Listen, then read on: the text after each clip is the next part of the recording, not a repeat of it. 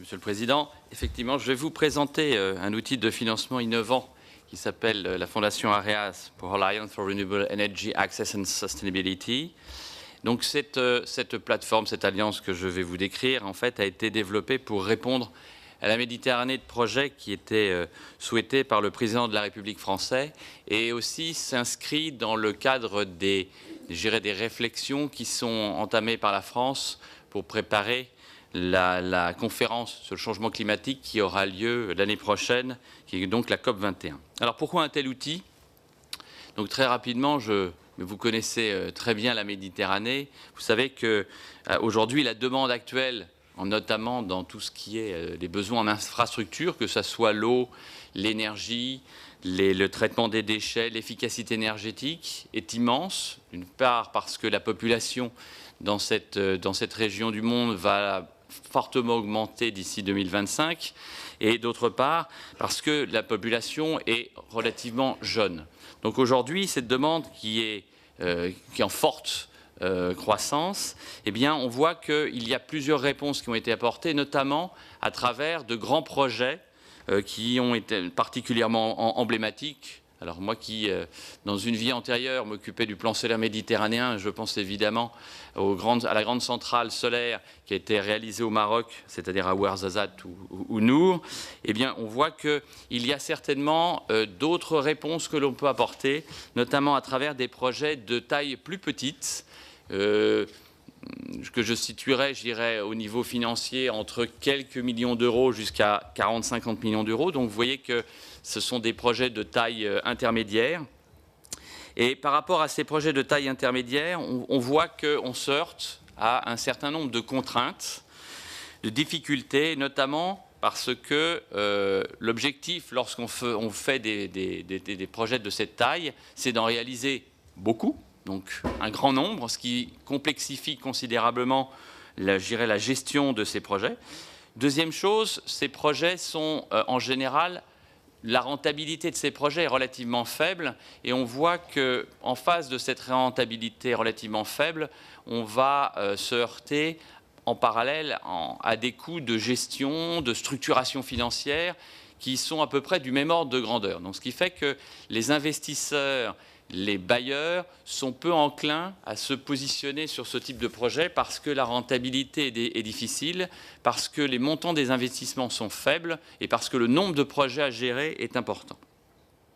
Donc face à cela, eh bien, on voit que lorsqu'on a commencé à réfléchir pour voir quel était l'outil, la plateforme qu'il fallait mettre en place, on s'est très rapidement aperçu que sur ce type de projet, eh bien, on avait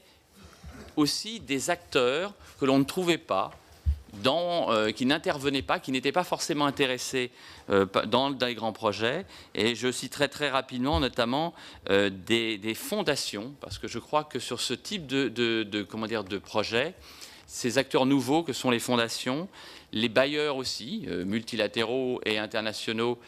dans un cadre que je préciserai, mais aussi on peut mobiliser des banques ou des investisseurs privés. Et je pense que là aussi, il est très important sur ce type de projet d'arriver à mobiliser à la fois les acteurs publics, les acteurs privés et la société civile à travers notamment des fondations et des ONG.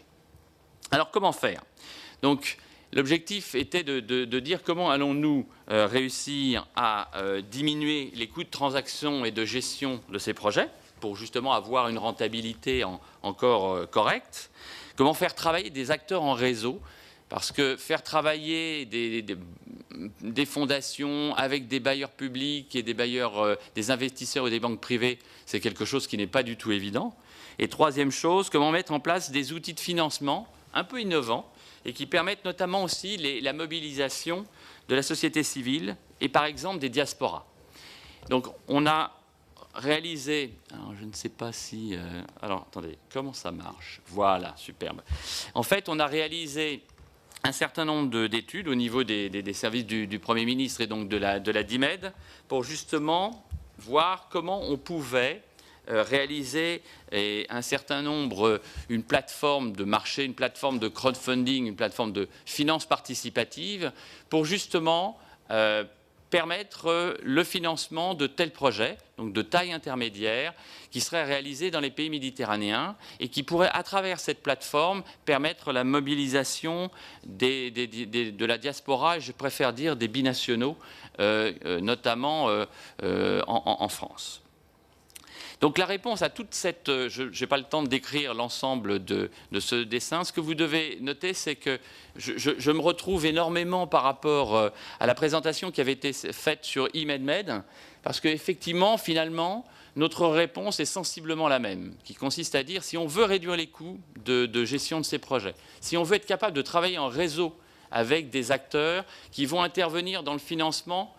à des moments différents, si on veut être capable de mobiliser les peuples et d'être capable de mobiliser de nouveaux instruments de financement, eh bien, il faut être capable aussi, c'est je dirais la pierre angulaire, la clé de voûte de ce système sera un système d'information, et on voit très bien qu'aujourd'hui, le numérique va nous permettre justement de résoudre l'ensemble de ces problèmes, notamment lorsqu'on s'attaquera à des projets de taille intermédiaire. Je ne suis pas convaincu qu'on pourra appliquer les mêmes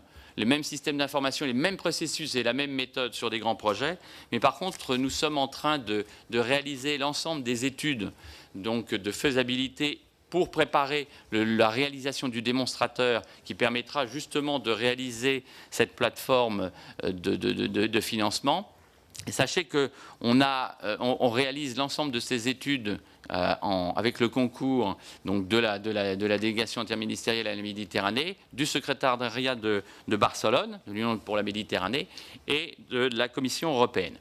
Donc vous voyez que pour la partie spécifique du crowdfunding, nous avons fait l'ensemble des études et nous allons lancer les tests pour vérifier que l'ensemble de ce système d'information est opérationnel et peut permettre de financer de tels projets. On le fait ça avec la Banque européenne d'investissement, la World Bank, le secrétariat de Barcelone, la Caisse des dépôts et consignations, l'Agence française de développement et un certain nombre d'administrations françaises. Tout ça pour vous dire que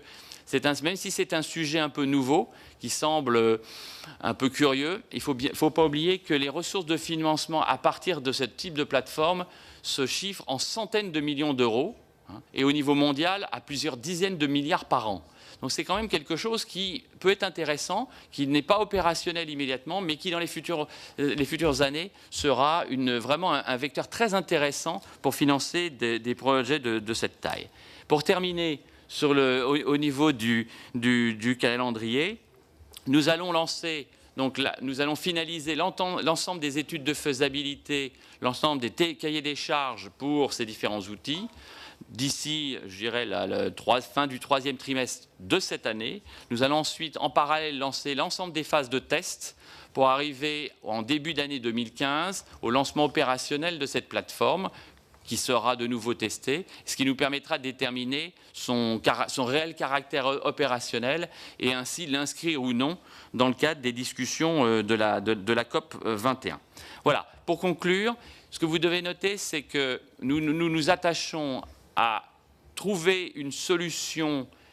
opérationnelle qui diminue les coûts de gestion de ces types de projets, l'objectif étant d'avoir autour de la table une diversité d'acteurs qui interviendront sur des projets dans la phase de financement, dans la phase de réalisation, et donc d'être capable, à travers un système d'information que j'ai très rapidement décrit, et de faire travailler tous ces acteurs sur des projets qui seront réalisés en Méditerranée. Je vous remercie.